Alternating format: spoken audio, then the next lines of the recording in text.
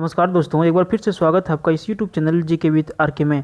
तो दोस्तों, इस वीडियो में हम लोग झारखंड जीके के कुछ महत्वपूर्ण प्रश्न देखेंगे जो आपके आगामी जेएसएससी या फिर जेपीएससी की परीक्षा के लिए महत्वपूर्ण हैं। दोस्तों, इस वीडियो को शुरू से अंत तक जरूर देखिएगा, इसमें सारे प्रश्न इंपॉर्टेंट इंक्लूड किए गए हैं। आज का हमारा पहला प्रश्न देखिए, झारखंड में स्थापित पतरातू ताप विद्युत संयंत्र किस देश के सहयोग से बनाया गया था? तो झारखंड में पतरातू ताप विद्युत संयंत्र जो स्थापित किया गया था, किस देश के सहयोग से स्थापित किया गया था? सही उत्तर है ऑप्शन सी, सोवियत यूनियन के सहयोग से स्थापित किया गया था। अगला प्रश्न है, झारखंड में बहने वाली किस नदी को बंगाल का शोक कहा जाता है? तो झारखंड में एक ऐसा नदी बहता है जिसे बंगाल का शोक के नाम से जाना जाता है। सही उत्तर हो जाएगा ऑप्शन ये, यहाँ पर दामोदर नदी। दामोदर नदी को बंगाल का शोक कहा जाता है। बात करें कि बिहार का शोक किसे कहा जाता है, तो बिहार का शोक कहा जाता है कोसी नदी को, क्योंकि कोसी नदी बिहार में बहती है, वो हमेशा रास्ता बदलने के लिए प्रचलित है। अगला प्रश्न की ओर बढ़ते हैं, गौतम धारा जलप्रपात किस नदी पर है? सही उत्तर है ऑप्शन बी, राढ़ू नदी। राढ़ू नदी पर स्थित है गौतम धारा जलप्रपात। अगला प्रश्न है, उत्तर से दक्षिण झारखंड राज्य की लंबाई कितनी है? तो दोस्तों देखिए, चतुर्भुजाकार की जो है सो झारखंड की मैप है, मानचित्र है, उसमें पूछा जा रहा है कि उत्तर से दक्षिण जो झारखंड की जो मैप है उसमें इसकी लंबाई कितनी है? सही उत्तर है 380 किलोमीटर। कितना है? 380 किलोमीटर है उत्तर से दक्षिण की लंबाई झारखंड की। मैप को यदि आप ध्यान से देखेंगे तो आपको पता चलेगा। कर्मा क्या है? अगला प्रश्न पूछा जाता है कि कर्मा क्या है? सही उत्तर है ऑप्शन बी, लोक नृत्य। देखिए, प्रत्येक वर्ष झारखंड में कर्मा मनाया जाता है, सावन महीने के बाद ये पर्व को मनाया जाता है। तो कर्मा के बारे में पूछा जा रहा है कि कर्मा आखिर है क्या? तो देखिए, ये लोक नृत्य है झारखंड का। ठीक है। अगला प्रश्न है, झारखंड में पहला वृत्त चित्र कब बनाया गया था? सही उत्तर है इसका 1954 ईस्वी। ऑप्शन नंबर ये यहाँ पर सही हो जाएगा।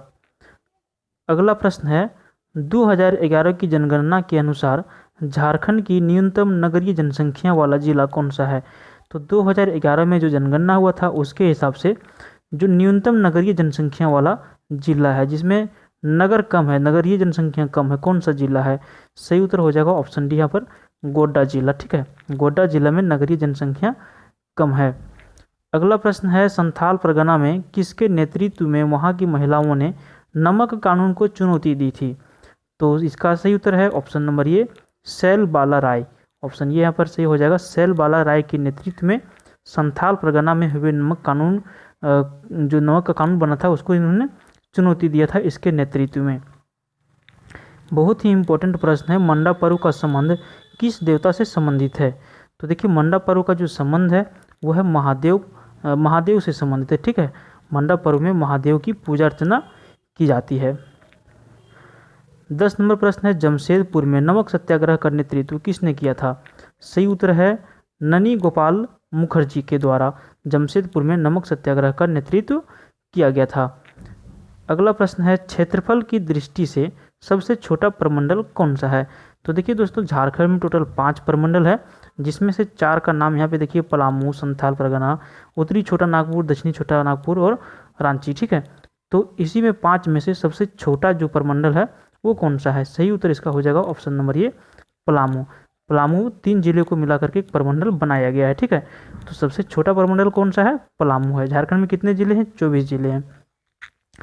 अगला प्रश्न है, बुलू इमाम किस जनजातीय लोक कला से संबंधित है?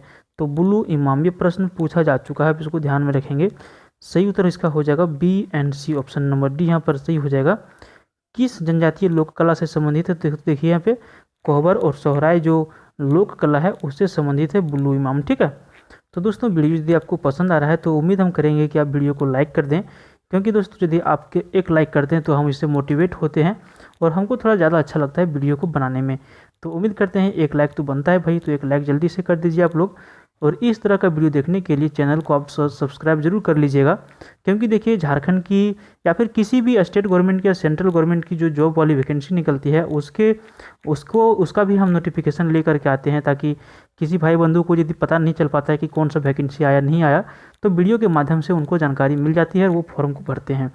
इसी बात पे अगले प्रश्न की ओर बढ़ते हैं। यहाँ पे सकरी नदी कहाँ से निकलती है? बहुत ज़्यादा VVI क्वेश्चन है, सकरी नदी के बारे में आपने पढ़ा भी होगा, क्वेश्चन भी पूछा जाता है नदी से। ठीक है, तो देखिए इसका उद्गम स्थल है छोटा नागपुर का पठार।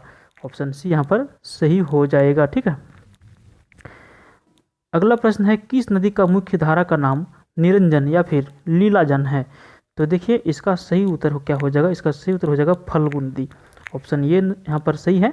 फल्गु नदी का जो मुख्य धारा है उसको निरंजन या फिर लीलाजन भी कहा जाता है झारखंड में। महुआ टांड भेड़िया वन्य प्राणी अश्रेणी किस जिले में है। तो सबसे पहले महुआ टांड भेड़िया वन्य प्राणी अश्रेणी जो है उस जिले का नाम पूछा जा रहा है। सही उत्तर है पलामू जिला। ऑप्शन सी यहाँ पर सही हो जाएगा। गुमरो एवं एरो किसकी सहायक नदियां हैं। सही उत्तर इसका हो जाएगा ऑप्शन ये ब्राह्मणी। ब्राह्मणी नदी की सहायक नदियां हैं गुमरो एवं एरो। तो देखिए दोस्तों झारखंड में भी बहुत सारी बड़ी बड़ी नदियां हैं जिनके अनेक जो क्या है सहायक नदियां हैं। छोटी छोटी नालों से फिर कुछ बड़ी नदियां मिलती है, बड़ी नदियां से फिर बड़ी नदियों में जाके मिलती है। तो उसी तरह से ये जो गुमरो एवं कारो नदियां जो है ब्राह्मणी नदी की क्या है सहायक नदियां हैं। अगला प्रश्न की ओर बढ़ते हैं। उधवा जलपक्षी अश्रेणी किस जिले में अवस्थित है। तो देखिए उधवा जलपक्षी अश्रेणी जो है वो स्थित है साहेबगंज में। ठीक है, कहाँ पे स्थित है, साहेबगंज में स्थित है। क्या नाम है इसका, तो उधवा जलपक्षी अश्रेणी। ठीक है, चलिए अगला प्रश्न देखते हैं। भारत में पहली बार वन नीति कब लागू की गई थी। सही उत्तर हो जाएगा 1894 ईस्वी। 1894 ईस्वी में लागू किया गया था पहली बार। क्या लागू किया गया था, वन नीति। ठीक है, संथाल परगना काश्तकारी अधिनियम कब लागू किया गया था। मस्ट इंपॉर्टेंट क्वेश्चन है, क्योंकि दोस्तों ऐसे प्रश्न है ना ये बार बार पूछे जाते हैं। एवरग्रीन तरह के प्रश्न है, यानी कि किसी भी परीक्षा में ये उठा के दे दिए जाते हैं, क्योंकि इससे प्रश्न बनने की संभावना भी रहती है और बनते भी हैं। तो इसलिए ऐसे ऐसे प्रश्नों को आप ज़रूर याद कर लीजिएगा, क्योंकि हो सकता है कि किसी परीक्षा में रिपीट कर दे। अब पूछा भी जाए तो आपको आसानी होगा आंसर देने में। तो देखिए इसका सही उत्तर हो जाएगा संथाल परगना काश्तकारी अधिनियम लागू होने का समय जो था वो था 1949 ईस्वी। डी नंबर इसका उत्तर सही हो जाएगा।